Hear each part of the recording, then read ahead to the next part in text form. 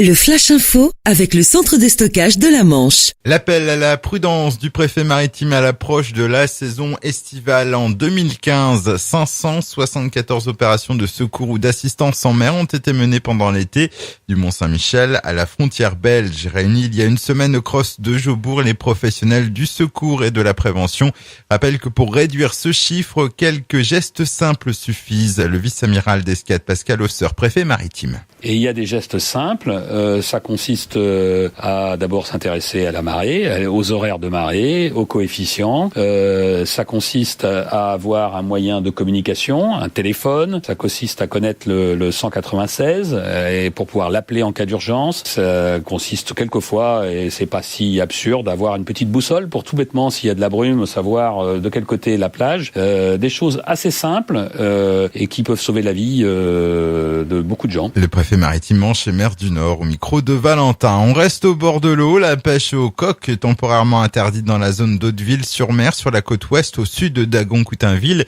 La faute à un pic de pollution détecté par des tests sanitaires réalisés par l'agence régionale de santé.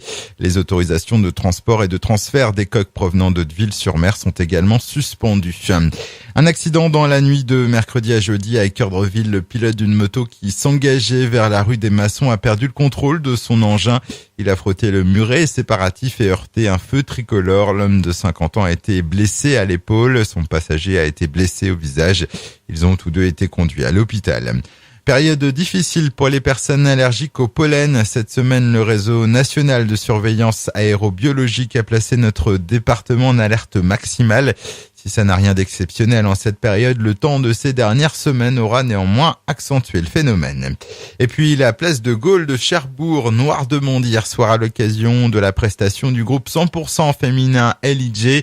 Plus de 5000 spectateurs étaient présents pour un concert entièrement gratuit.